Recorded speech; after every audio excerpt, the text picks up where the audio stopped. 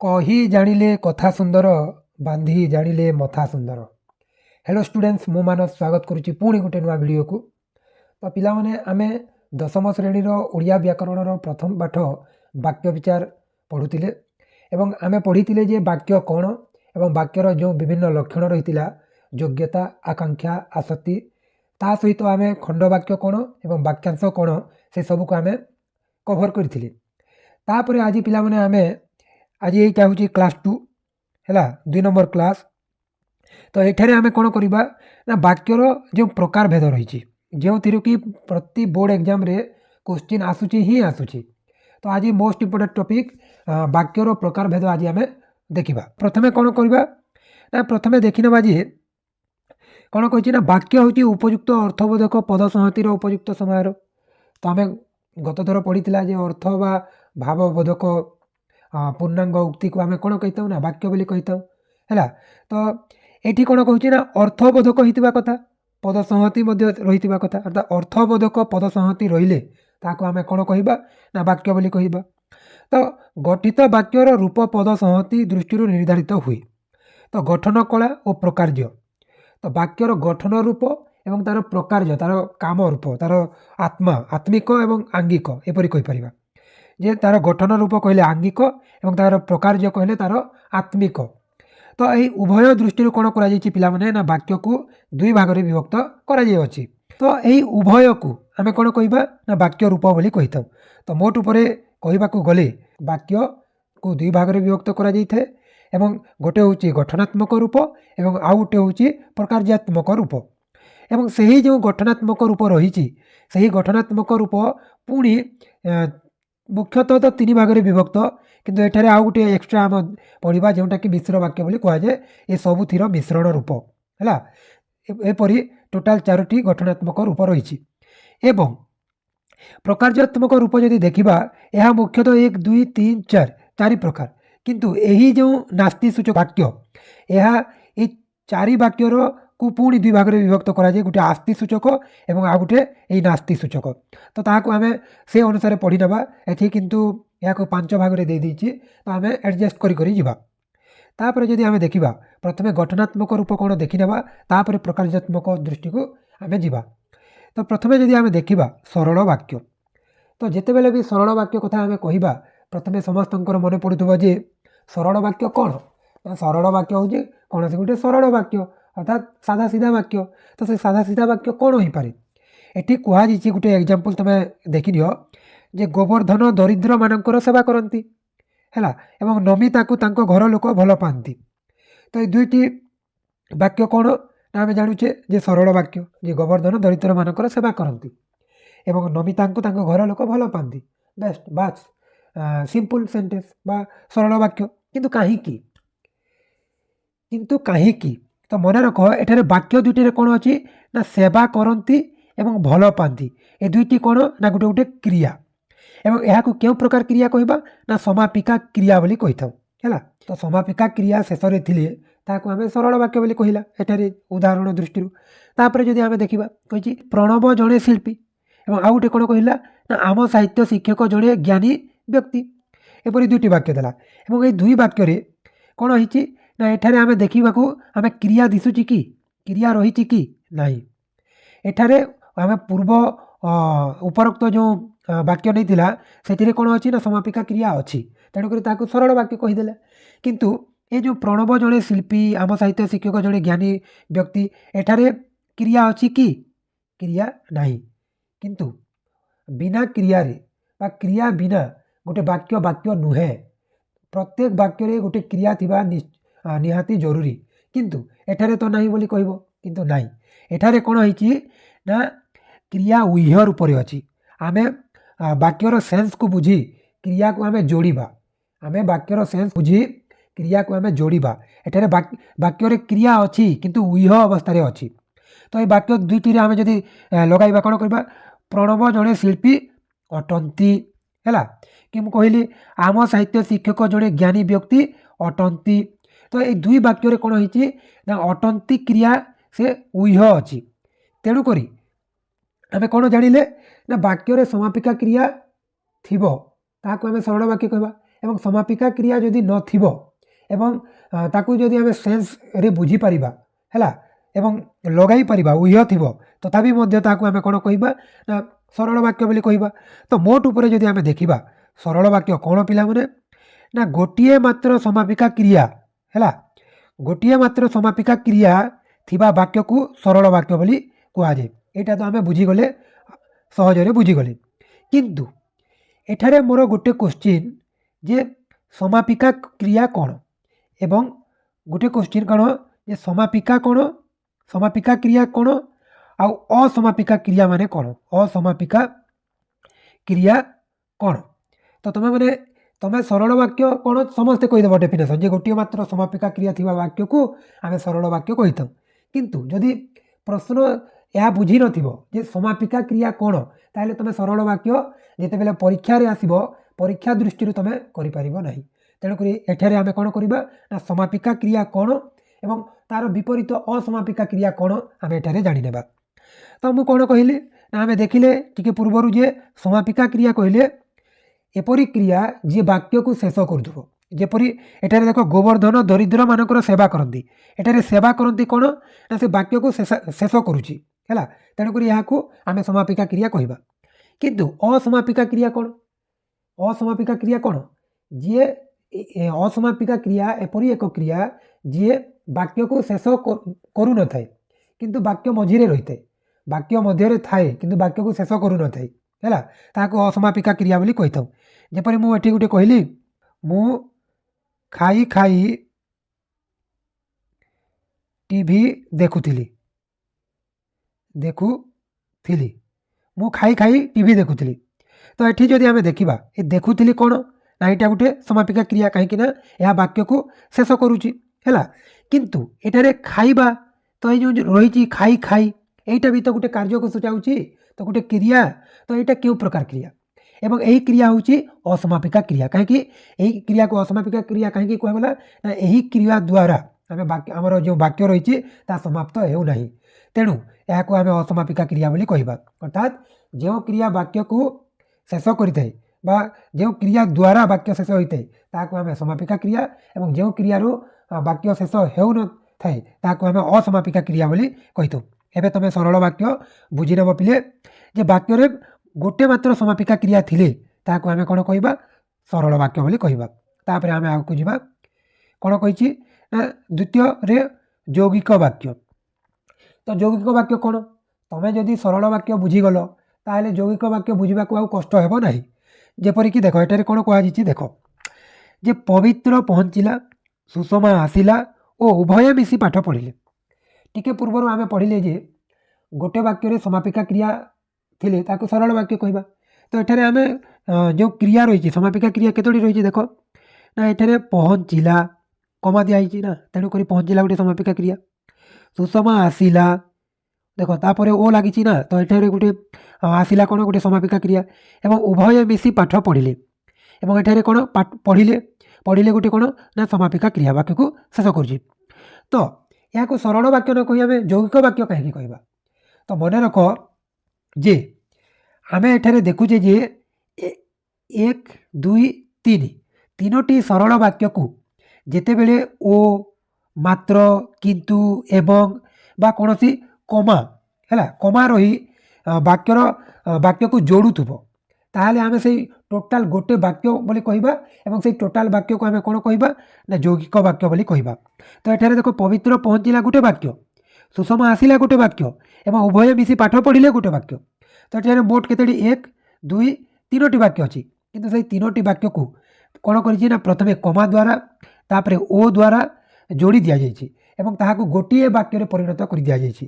ତେଣୁକରି ଏହାକୁ ଆମେ କ'ଣ କହିବା ନା ଯୌଗିକ ବାକ୍ୟ। ଅର୍ଥାତ୍ ପରସ୍ପର ନିର୍ଭରଶୀଳ ଦୁଇ ବା ତତୋଧିକ ସରଳ ବାକ୍ୟର ସମାହାର ଯୋଗେ ଗଠିତ ବାକ୍ୟକୁ କ'ଣ କହିବା ନା ଯୌଗିକ ବାକ୍ୟ କହିବା। ଅର୍ଥାତ୍ ଦୁଇ ବା ତତୋଧିକ ଅର୍ଥାତ୍ ତହିଁରୁ ଅଧିକ ଦୁଇରୁ ଅଧିକ ବାକ୍ୟକୁ ଯେତେବେଳେ ଆମେ ଓ ଏବଂ ମାତ୍ର କିନ୍ତୁ କମା ଏପରି ଭାବେ ଯୋଡ଼ି ଦେଇ ତାକୁ ଗୋଟେ ବାକ୍ୟରେ ପଢ଼ିବା ତାହାକୁ ଆମେ କ'ଣ କହିବା ନା ଯୌଗିକ ବାକ୍ୟ। ଯେପରି ଆଉ ଗୋଟେ ଦେଖାଯାଉ ଏଠାରେ ମନୋଜ ଶ୍ରେଣୀରେ ବସିଲା ଅଛି ଗୋଟେ ବାକ୍ୟ ତାପରେ କମା ଦିଆହେଲା ମାତ୍ର ପଢ଼ି ପାରିଲା ନାହିଁ। ଏଠାରେ ପାରିଲା ନାହିଁ ଗୋଟେ କ'ଣ ନା ସେଟା ହେଉଛି ଗୋଟେ ସମାପିକା କ୍ରିୟା। ତ ଏଇଟା ମଧ୍ୟ ଗୋଟେ ବାକ୍ୟ। କିନ୍ତୁ ଏଠାରେ ଦେଖ ମନୋଜ ହେଉଛି କର୍ତ୍ତା ଏବଂ ଏହି ଗୋଟେ କର୍ତ୍ତା ଦୁଇଟି କାମ କରୁଛି ହେଲା ଏବଂ ତାକୁ ଆମେ କ'ଣ କରିଛୁ ନା ମାତ୍ରରେ ଯୋଡ଼ିକି ରଖିଛୁ। ତ ମନୋଜ ଶ୍ରେଣୀରେ ବସିଲା ଗୋଟେ ବାକ୍ୟ ଏବଂ ମନୋଜ ପଢ଼ିପାରିଲା ନାହିଁ ଏଇଟା ଗୋଟେ ବାକ୍ୟ ଏବଂ ଏହି ଦୁଇ ବାକ୍ୟକୁ କ'ଣ କରିଛି ନା ମାତ୍ର ଯୋଡ଼ିଛି। ତେଣୁକରି ଦୁଇଟି ସରଳ ବାକ୍ୟକୁ ଯେତେବେଳେ ମାତ୍ର ଯୋଡ଼ିଛି ତେଣୁକରି ଏହାକୁ ଆମେ କ'ଣ କହିବା ଯୌଗିକ ବାକ୍ୟ। ଠିକ୍ ସେହିପରି ତୁମେ ଦେଖିଯିବ ମା ଭଲ କରି ଶିଖାଇଲେ କିନ୍ତୁ ବବିତା ରୋଷେଇ କରିପାରିଲା ନାହିଁ, ଏଠାରେ ଆମେ କିନ୍ତୁରେ ଯୋଡ଼ିଛି। ତାପରେ ଶିକ୍ଷକ ଡାକିଲେ ମାନସ ଏବଂ ସୁରେଶ ଗୀତ ଗାଇଲେ। ତ ଏଠାରେ ଯଦି ଆମେ ଦେଖିବା ଶିକ୍ଷକ ଡାକିଲେ ଗୋଟେ ଏବଂ ମାନସ ଏବଂ ସୁରେଶ ଗୀତ ଗାଇଲେ এইটা ଗୋଟେ ବାକ୍ୟ। ତ କ'ଣ କରାଯାଇଛି ନା ଆମେ ଦେଖିଲେ ଯେ 1 2 3 ତିନୋଟି ବାକ୍ୟକୁ ଏଇଥିରେ ଯୋଡ଼ାଯାଇଛି। ତେଣୁକରି ଏହାକୁ ଆମେ କ'ଣ କହିବା ନା ଯୌଗିକ ବାକ୍ୟ ବୋଲି କହିବା। ତାପରେ ଯଦି ଆମେ ଯିବା ଆଗକୁ ଯିବା କିନ୍ତୁ ଏଠାରେ ଆଉ ଟିକେ ଦେଖିନିଅ ଯେ ମନେ ରଖିଥାଅ ଯେତେବେଳେ ମୁଁ କହିବି ଯେ ଧରି ନିଆଯାଉ ନିୟସ ଭଲ ପଢ଼େ ଓ ଖେଳେ। ଆଉ ବି ମୁଁ କ୍ରିୟା ଲଗାଇ ପାରିବି ଏଠାରେ ନିୟସ ଭଲ ପଢ଼େ ଖାଏ ଖେଳେ ଏପରି। ତ ନିୟସ ଭଲ ପଢ଼େ ଓ ଖେଳେ। ତ ଏଠି ଯଦି ଆମେ ଦେଖିବା କର୍ତ୍ତା କିଏ ନିୟସ ଜଣେ କର୍ତ୍ତା ଏବଂ ପଢ଼େ କ'ଣ ଗୋଟେ କ୍ରିୟା, ଖେଳେ ବି ଗୋଟେ କ୍ରିୟା।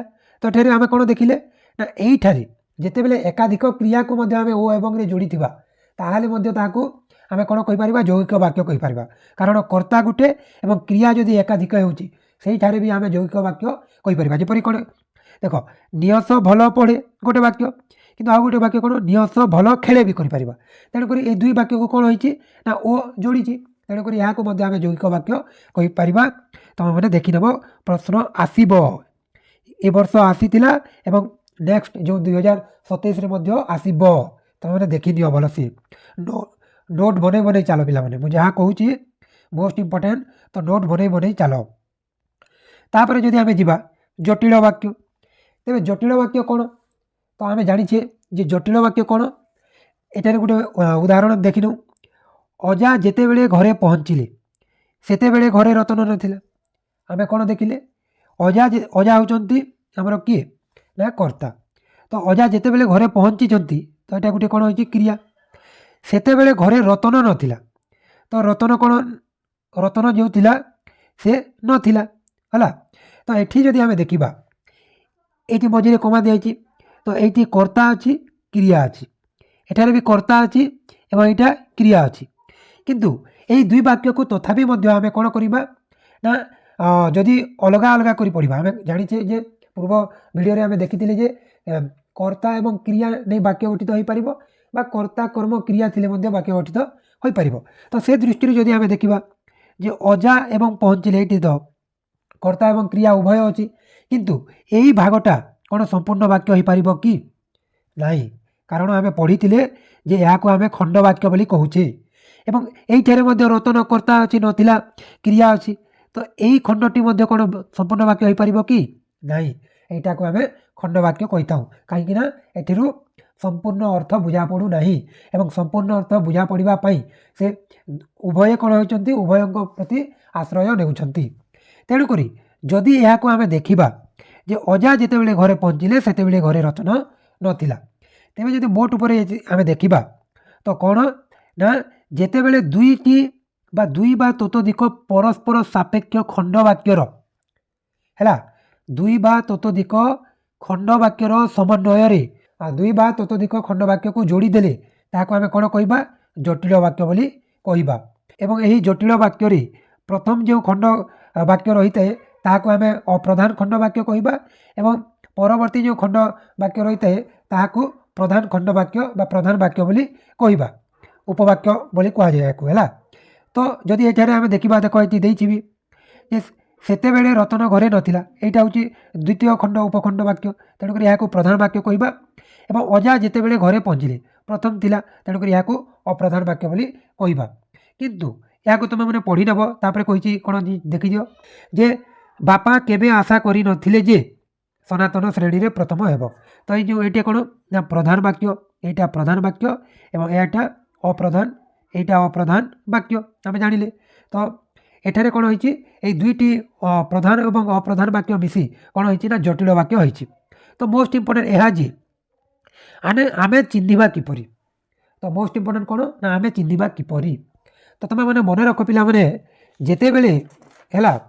ଯେତେବେଳେ କ'ଣ ହେବ ନା ଏଇ ଜଟିଳ ବାକ୍ୟରେ ସବୁବେଳେ ମନେ ରଖିଥିବ ଯେ ସେ, ହେଲା, ଯଦି ଅପ୍ରଧାନ ବାକ୍ୟରେ ଯେ ଅଛି, ପ୍ରଧାନ ବାକ୍ୟରେ ସେ ଅଛି, ଯେତେବେଳେ ସେତେବେଳେ, ଯଥା ତଥା, ହେଲା, ଯଥା ତଥା, ଯେତେବେଳେ ସେତେବେଳେ, ତାପରେ ଏହିପରି କେତେ ଗୁଡ଼ିଏ ଯଦି ତେବେ, ଏହିପରି କେତେ ଗୁଡ଼ିଏ ଅବ୍ୟୟ ପଦ ଲାଗିଥିବ ଏବଂ ତାହାକୁ ତୁମେ ଦେଖି କେଉଁଟା ଜଟିଳ ବାକ୍ୟ ତୁମେମାନେ ଚିହ୍ନି ପାରିବ, ହେଲା। ତାପରେ ଯଦି ଆମେ ଦେଖିବା କ'ଣ କହିଛି, ଏଇଟା ଗୋଟେ ଏକ୍ସଟ୍ରା ପାଠ। ବାକ୍ୟ ମୁଖ୍ୟତଃ 3 ପ୍ରକାର, ସରଳ, ଯୌଗିକ, ଜଟିଳ। କିନ୍ତୁ ତା ବ୍ୟତୀତ ସେଇ 3 ବାକ୍ୟକୁ ଆମେ କ'ଣ କରିବା ନା ମିଶାଇ ଆଉ ଗୋଟେ ବାକ୍ୟ କରିବା, ଯାହାକୁ କି ମିଶ୍ର ବାକ୍ୟ ବା ମିକ୍ସଡ ସେଣ୍ଟେନ୍ସ ବୋଲି କୁହାଯାଏ। ତ ଆମେ ଦେଖିନେବା ଦେଇଛି, ତ ଗୀତ, ବାଜା, ନାଚ, ଚାଲିବା ଯେଉଁ ଦର୍ଶକମାନେ ଦେଖିବାକୁ ଆସିଥିଲେ, ଏଇଟା କ'ଣ ଯୌଗିକ ଅସମ୍ପୂର୍ଣ୍ଣ ବାକ୍ୟ। ତ ଯେ ସେମାନଙ୍କୁ ଉପଯୁକ୍ତ ଚୌକିରେ ବସାଇଲେ, ଏଇଟା ଗୋଟେ କ'ଣ ନା ସରଳ ବାକ୍ୟ ଆମେ ଜାଣୁଛେ, ହେଲା। ସେମାନଙ୍କୁ ଯଥାଶକ୍ତି ଭୋଜନ ମଧ୍ୟ ପ୍ରଦାନ କଲେ, ଏଇଟା ବି ଗୋଟେ କ'ଣ ନା ସରଳ ବାକ୍ୟ। ତେବେ ଯଦି ଏଠି ଆମେ କ'ଣ କରିବା ନା ଏଇ 3ଟି ବାକ୍ୟ ଆମେ ଦେଖିଲେ, ଯୌଗିକ ବାକ୍ୟ ଅଛି, ସରଳ ବାକ୍ୟ 2ଟି ରହିଛି। ତ এই ସବୁକୁ ଆମେ କ'ଣ କରିବା ନା ଏବେ ତରକାରୀ କରିବା, ହେଲା। ତ এই ସବୁକୁ ଯଦି ଆମେ ଯୋଡ଼ିଦେବା, ତ ମିଶାଇ ଦେବା, ତାହେଲେ ତାହାକୁ କ'ଣ ହେଇଯିବ, ଯେତେ ଏପରି ହେଇନଯିବ। ଦେଖ ଯେ ଗୀତ, ବାଜା ଓ ନାଚ ଚାଲିବା ସମୟରେ ଯେଉଁ ଦର୍ଶକମାନେ ଦେଖିବାକୁ ଆସିଥିଲେ, ଯେ ସେମାନଙ୍କୁ ଉପଯୁକ୍ତ ଚୌକିରେ ବସାଇଲେ ଓ ସେମାନଙ୍କୁ ଯଥାଶକ୍ତି ଭୋଜନ ମଧ୍ୟ ପ୍ରଦାନ କଲେ। ତ ଏଇ ଯେଉଁ 3ଟି ବାକ୍ୟ ଥିଲା, ସେଇ 3ଟି ବାକ୍ୟକୁ ଆମେ ଯେତେବେଳେ ଯୋଡ଼ି ଦେଉଛେ ବା ମିଶାଇ ଦେଉଛେ, ଏକାଠି କରିଦେଉଛେ, ସେହି ସମୟରେ ସେ କ'ଣ କରୁଛେ ନା ଗୋଟେ ବାକ୍ୟ ପୂର୍ଣ୍ଣାଙ୍ଗ ଉକ୍ତି ପ୍ରଦାନ କରୁଛି। ତେବେ ଏହି ଯେଉଁ ପୂର୍ଣ୍ଣାଙ୍ଗ ଉକ୍ତି ପ୍ରଦାନ କଲା ବାକ୍ୟ, ତାହାକୁ ଆମେ ମିଶ୍ର ବାକ୍ୟ ବୋଲି କହିବା। ତାର ଡେଫିନେସନ୍ କ'ଣ ଅଛି ଜାଣିଦିଅ, ପରୀକ୍ଷାରେ ବେଳେବେଳେ ଡେଫିନେସନ୍ ହିଁ ପଚାରୁଛି। ତ ଯେକୌଣସି ପ୍ରକାର ବାକ୍ୟର ସମନ୍ୱିତ ରୂପକୁ ମିଶ୍ର ବାକ୍ୟ କୁହାଯାଏ। ଅର୍ଥାତ୍ ଆମେ ଯେଉଁ ପଢ଼ିଲା ସରଳ, ଯୌଗିକ, ଜଟିଳ, ସେହି ବାକ୍ୟ ଗୁଡ଼ିକୁ ଯେତେବେଳେ ଆମେ ଏକାଠି ଲେଖି ଦେଉଛେ, ତାହାକୁ ଆମେ ମିଶ୍ର ବାକ୍ୟ ବୋଲି କହିବା। ତାପରେ ଏଇଟା ଗଲା ଆମର କ'ଣ ନା ଆଙ୍ଗିକ ବା ଗଠନାତ୍ମକ ରୂପ ଗଲା। ତେବେ ଆମେ ଏଠାରେ ଆସିବା ଯେ ବାକ୍ୟର ଆଉ ଗୋଟେ ପ୍ରକାର, ଯାହାକୁ ଆମେ ବାକ୍ୟର ପ୍ରକାରଜଗତ ଦୃଷ୍ଟିରୁ ଆମେ ଦେଖିବା ବା ଆତ୍ମିକ ଦୃଷ୍ଟିରୁ ଦେଖିବା। ଯେ ବାକ୍ୟ ଆମେ ଦେଖିଥିଲେ ଯେ ବାକ୍ୟ 4 ପ୍ରକାର ଥିଲା, ହେଲା। ତ ସେ 4 ପ୍ରକାର ମଧ୍ୟରେ ପ୍ରଥମେ କ'ଣ ଆସୁଛି ନା ବିବୃତ୍ତି ସୂଚକ ବାକ୍ୟ ଆସୁଛି। ତ ଏଠି ମନେ ରଖ କ'ଣ କହିଛି, ଦେଖ, ଏ ବର୍ଷ ପ୍ରବଳ ଶୀତ ହୋଇଛି, ହେଲା, ଏ ବର୍ଷ ପ୍ରବଳ ଶୀତ ହୋଇଛି, ଠିକ୍ ଅଛି। ତାପରେ କ'ଣ ଦେଇଛି ଦେଖିବା, କହିଛି କବିମାନଙ୍କ ମଧ୍ୟରେ ସାରଳା ଦାସ ଆଦି କବି ଅଟନ୍ତି, ଠିକ୍ ଅଛି। ତମେ 2ଟି ପଢ଼ିଲା ବାକ୍ୟ, ଏହାକୁ ଆମେ ସରଳ ବାକ୍ୟ ବି କହିପାରିବା, ହଁ କହିପାରିବା କି ନାହିଁ? ହଁ। ତ ଯଦି ଆମେ ଗଠନାତ୍ମକ ଦୃଷ୍ଟିରୁ ପଢ଼ୁଥାନ୍ତେ, ତାହେଲେ ଏହାକୁ ଆମେ ସରଳ ବାକ୍ୟ ବୋଲି କହିଥାନ୍ତେ। କିନ୍ତୁ ଯଦି ଆମେ ଯେହେତୁ ଆମେ ପ୍ରକାରାତ୍ମକ ଦୃଷ୍ଟିରୁ ପଢ଼ୁଛେ, ତାହେଲେ ଏହାକୁ ଆମେ କ'ଣ କହିବା ନା ବିବୃତ୍ତି କହିବା। କାହିଁକି ବିବୃତ୍ତି କହିବା? ତ ମନେ ରଖ, ବିବୃତ୍ତି ସୂଚକ ବାକ୍ୟ ସବୁବେଳେ କିଛି କ'ଣ କରିଥାଏ ନା କିଛି ତଥ୍ୟ ପ୍ରଦାନ କରିଥାଏ, ହେଲା, ବା କିଛି ଇନଫର୍ମେସନ୍ ଦେଉଥାଏ, ହେଲା, କିଛି ଡାଟା ଦେଉଥାଏ, ତଥ୍ୟ ଦେଉଥାଏ, ଇନଫର୍ମେସନ୍ ଦେଉଥାଏ। ସେତେବେଳେ ତାକୁ ଆମେ କ'ଣ କହିବା ନା ବିବୃତ୍ତି ସୂଚକ ବାକ୍ୟ ବୋଲି କହିବା। ଯେପରି ଏଠି ଯଦି ଆମେ ଦେଖିନେବା, ଦେଖୁ ଯେ ଏ ବର୍ଷ ପ୍ରବଳ ଶୀତ ହେଉଛି, ତ କ'ଣ କୁହାଯାଉଛି ଯେ ଏଇ ଯେଉଁ ବର୍ଷ ରହିଛି, ଏ ବର୍ଷ ପ୍ରବଳ ଶୀତ ହୋଇଛି ବୋଲି ସେ ଇନଫର୍ମେସନ୍ ଦେଉଛି ଆମକୁ କିଛି। ତାପରେ କ'ଣ ନା ଆମେ ଦେଖିବା ଯେ କବିମାନଙ୍କ ମଧ୍ୟରେ ସାରଳା ଦାସ ଆଦି କବି, ତ ଏଠି କ'ଣ ଇନଫର୍ମେସନ୍ ଦେଲା ନା ସାରଳା ଦାସ ହେଉଛନ୍ତି ଓଡ଼ିଆ କବିମାନଙ୍କ ମଧ୍ୟରେ ଆଦି କବି ଅଟନ୍ତି, ହେଲା। ତ ପ୍ରଥମ ବାକ୍ୟରେ ଶୀତ ସମ୍ପର୍କରେ ଓ ଦ୍ୱିତୀୟ ବାକ୍ୟରେ ସାରଳା ଦାସଙ୍କ ସମ୍ପର୍କରେ କିଛି ବିବୃତ ବା କିଛି ବିବୃତ୍ତି ବା କିଛି ବକ୍ତବ୍ୟ ବା କିଛି ତଥ୍ୟ, କିଛି ଇନଫର୍ମେସନ୍, କିଛି ଡାଟା ପ୍ରୋଭାଇଡ଼ କରୁଛି ବା ଦେଉଛି ଆମକୁ। ତେଣୁକରି ଏହି ଯେଉଁ ବାକ୍ୟକୁ କ'ଣ କହିବା ବିବୃତ୍ତି ସୂଚକ ବାକ୍ୟ ବୋଲି କହିବା। ତ ଏହାର ଡେଫିନେସନ୍ କ'ଣ ଦେଖିନିଅ, କୁହାଯାଇଛି ଯେ ନିର୍ଦ୍ଦିଷ୍ଟ ବିଷୟକ ବିବୃତ୍ତି ବା ବକ୍ତବ୍ୟ ପ୍ରକାଶ କରୁଥିବା ବାକ୍ୟକୁ ବିବୃତ୍ତି ସୂଚକ ବାକ୍ୟ ବୋଲି କୁହାଯାଏ, ହେଲା। ତାପରେ ଯଦି ଆମେ ଯିବା ଆଗକୁ, କ'ଣ କହିଛି ନା ଅନୁରୋଧ ବା ଆଦେଶ, ହେଲା। ତ ଅନୁରୋଧ ବା ଆଦେଶ ସୂଚକ ବାକ୍ୟ କ'ଣ ଆମେ ଦେଖିନେବା। ଆଜ୍ଞା ମୋତେ ଟିକିଏ ସାହାଯ୍ୟ କରନ୍ତୁ, ଏଇ ବାକ୍ୟକୁ ଦେଖ, ଆଜ୍ଞା ମୋତେ ଟିକିଏ ସାହାଯ୍ୟ କରନ୍ତୁ। କୁହାଯାଇଛି ଯେ ଘରଟାକୁ ସଫା କରିଦିଅ। ତ ଏଇ 2 ବାକ୍ୟରୁ तुमको कौन सेन्स आसूची भाव कौन आसूची एटा प्रकार्यात्मक बा आत्मिक दृष्टि तेणुक यही प्रकार्यात्मक दृष्टि वाक्य सब बेले भाव इम्पोर्टेंट सेन्स जदि आसूची ताहले वाक्य ठीक यदि सेन्स आसुना एवं जेकोसी प्रकार तुम चिन्हवा चेष्टा कर चिन्ह पार ना तेणुक एठारे देख प्रथम वाक्य कौन करा अनुरोध करा आज्ञा मते टिके साहाय्य करंतु अर्थात जड़े कौन प्रोब्लेम रे बा समस्या रे पड़ी तो से जन को कौन करा साहाय्य मागुची एवं दुई ख नंबर वाक्य कौन कही घरटा को सफा कर दियो कौन कही आदेश दि जाए जे घरटा को सफा कर दियो है तो प्रथम वाक्य अनुरोध द्वितीय वाक्य आदेश दि जाए तेणुक जिते बेले कौन अनुरोध बा आदेश भाव उत्पन्न होता कौन वाक्य तेरे ताकू आम आदेश बा अनुरोध सूचक वाक्य बोली कहबा जे अनुरोध बा आदेश भाव प्रकाश करथुवा वाक्य को अनुरोध बा आदेश सूचक वाक्य बोली कह जाए नेक्स्ट तापर जीवा जे प्रश्न सूचक वाक्य कौन से कही कौन ना तमें केबे आसिल आ गोटे कही आज केते तारीख तो ये दुईटी कौन कर कौन सी गोटे प्रश्नर सेन्स आसूची है पिला जपरे तमें केबे आसिल आज केते तारीख तेणुक जेहेतु प्रश्नर पचरा जाइए तेणुक आम प्रश्न सूचक बोली कहबा एवं आउ गोटे कथा प्रश्न सूचक वाक्य कौन थाए ना प्रश्न सूचक चिन्ह लगी थाए किंतु पिला माने तमें प्रश्न सूचक चिन्ह को जीव ना है तमें अति रु अति तुम वाक्यर सेन्स बुझापी चेष्टा कर जदि प्रश्नर सेन्स आसुव ताहले कौन हे प्रश्न सूचक वाक्य हम ना मुझे गोटे कहूँ देख एग्जांपल जे मु स्कूल जीवी मु स्कूल जीवी है एवं ये कौन होना प्रश्न सूचक गोटे तुमको ऑप्शन रे भ्रम रे पकाइबा कौन कही प्रश्न सूचक चिन्ह दे देछि है एवं पिला माने देखिबे निम्नोक्त मध्य क्योंटी एक प्रश्न सूचक वाक्य तो ये देखिए एवं मु स्कूल जाऊँगी प्रश्न सूचक लगी तो यहाँ गोटे कौन ना प्रश्न सूचक वाक्य तो ये कौन हो तुम मैंने फेल मार ये जो वाक्य रही कौन प्रश्नर भाव रही प्रश्नर भाव रही ना यहाँ तो गोटे इनफर्मेशन दूसरी विवृत्ति सूचक वाक्य को गोटे प्रश्न सूचक चिन्ह बसई देती तुमको भ्रम पकाइबापी द्वंद्व पकाइबापी तेणुक एपरी भूल करना तुम मैंने वाक्यर सेन्स को बुझ है तो यहाँ हेब ना तापर जब आम जा कौन कही ना विस्मय सूचक वाक्य कौन ना विस्मय सूचक हूँ जिते बेले कौन से गोटे विस्मय भाव कौन से गोटे आम मन भितर स्ट्रंग फिलिंग्स भाव को प्रकाश करवा से आम कौन ना यही विस्मय सूचक वाक्यर साहाय्य नहीं था तो किपरि जपरी देख जे बापा एते टंका देले सतरे तुम आसीच यहाँ कौन गोटे गोटे विस्मय सूचक वाक्य जेपरी बापा एते टंका देले शेष कौन लगी विवृत्ति विस्मय सूचक चिन्ह लगी सतरे तुम आसीच यहाँ कौन लगी विस्मय सूचक चिन्ह लगी जो वाक्य रही से वाक्य गोटे फिलिंग्स आसूची गोटे भाव आसूची जे यहाँ गोटे आश्चर्यचकित बोली गोटे वाक्य जे बापा एते टंका देले है सतरे तुम आसीच अनबिलीवेबल से बिलीव करें से सतरे आसी बोली तेणुक ये दुईथि कौन हो विस्मय और आश्चर्यर भाव आसुवर यह आम विस्मय सूचक वाक्य बोली कही था जदि आम जा कही तो ये नास्ति सूचक वाक्य दे दी किंतु मन रख पिला माने जो आम प्रकार्यात्मक दृष्टि जिते चारोटी वाक्य पढ़ले से ही वाक्य सबको दुई भाग में विभक्त कराए गोटे हूँ आस्ति सूचक गोटे हूँ कौन आस्ति सूचक एवं गोटे हूँ नास्ति सूचक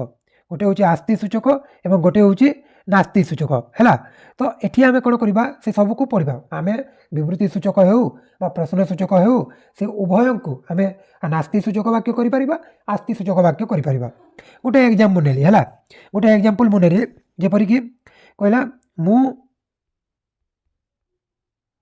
भात खाए है यहाँ गोटे आम कौन देखला मु भात खाए यहाँ गोटे कौन ना आम गोटे साधारण वाक्य विवृत्ति सूचक वाक्य इनफर्मेशन दूसरे मु भात खाए ओके ठीक अच्छे यहाँ कौन ना गोटे आस्ति सूचक वाक्य गला जदि यार नास्ति सूचक वाक्य करवा कौन हे ना मु भात खाए ना मु भात खाए ना तो यहाँ कौन होगला ना नास्ति सूचक वाक्य होगला है तो मन रखिब जे आम जो प्रकार्यात्मक दृष्टि जो वाक्य चारोटी पढ़ले से चारि वाक्य को आम नास्ति सूचक कर आस्ति सूचक कर नास्ति सूचक कौन ना वाक्य शेष में ना न लगी आम कौन करवा ना नास्ति सूचक कहवा नास्तिर सूचना आसुव भाव आसुव ନେଗେଟିଭ୍ ବା ନାସ୍ତି ସୂଚକର ହେଲା। ତ ତାହାକୁ ଆମେ କହିବା ନାସ୍ତି ସୂଚକ ବାକ୍ୟ। ତ ଏହା ଥିଲା ତୁମମାନଙ୍କର କ'ଣ ପିଲାମାନେ ନା ବାକ୍ୟର ପ୍ରକାରଭେଦ, ଏବଂ ଆଶା କରିବି ବୁଝି ହେବା ବୋଲି ପଢ଼ିଲେ। ତ ଏଇଟା ଥିଲା ତୁମମାନଙ୍କର କ'ଣ ନା ଗ୍ରାମାରର ବାକ୍ୟ ଆଜି ଯେଉଁଟା ଆମେ ସାରିଲେ। ଏବେ ନେକ୍ସଟ ଆମେ ଆଉ ଗୋଟେ ଟପିକକୁ ଯିବା ଏବଂ ଦେଖିବା। ତ ସମସ୍ତେ କ'ଣ କରିବ ନା ଖାତା ଧରି ଏହି ଭିଡ଼ିଓକୁ ଦେଖ, ଏବଂ ଭିଡ଼ିଓକୁ ଦେଖି ଦେଖି ମୁଁ ଯାହା କହିଲି ଏବଂ ଏକ୍ସଟ୍ରା ଇନଫର୍ମେସନ୍ ବି ଯାହା ଦିଆଯାଇଛି ସେସବୁକୁ ଖାତାରେ ଟିପି ରଖ, ଖାତାରେ ଲେଖି ରଖ। ତୁମେ ଦେଖିବ ଯେତେବେଳେ ଏକ୍ଜାମ୍ ଆସିବ ଏ ଗୋଟେ ଜିନିଷ ଯେଉଁଟା ଖାତାରେ ତୁମେ ନୋଟ୍ ବନାଇଛ ଭିଡ଼ିଓ ଦେଖି ତୁମେ ମାନେ ପଢ଼ିଥିଲେ ନିଶ୍ଚୟ କରିକି ଆସିବ। ଏବଂ ଏଇଟା ତୁମେ ଯଦି ତୁମ ପାଇଁ ଟାସ୍କ ରହିଲା, ତୁମେ ଏଇଟା ମୋତେ କ'ଣ କରିବ ନା କରିକି ଦେବ, କମେଣ୍ଟରେ ଜଣାଇବ। ତ ଯଦି ଭିଡ଼ିଓ ଭଲ ଲାଗିଲା ଲାଇକ୍ କରିବ, ସେୟାର କରିବ ଏବଂ ଆମ ଚ୍ୟାନେଲକୁ ସବସ୍କ୍ରାଇବ୍ କରିବ। ଧନ୍ୟବାଦ। ଜୟ କଳା।